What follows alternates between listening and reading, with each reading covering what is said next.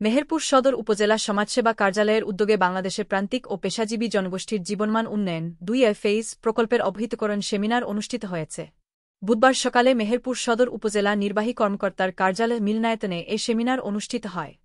সদর উপজেলা নির্বাহী অফিসার মোর খায়রুল ইসলামের সভাপতিত্বে সেমিনারে মূল প্রবন্ধ উপস্থাপন করেন বাগেরহাটের চিতলমারী উপজেলা সমাজসেবা কর্মকর্তা সোহেল পারভেজ।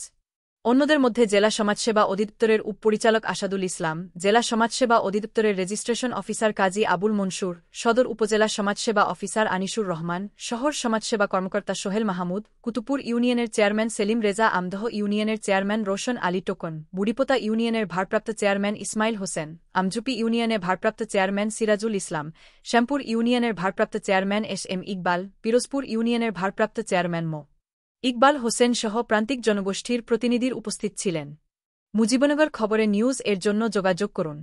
আশফারুল হাসান সুমন, উপদেষ্টা সম্পাদক, মোবাইল 01722226606। শাহিদুজ্জামান রিপন, যুগ্মবার্তা সম্পাদক, মোবাইল 01723004300।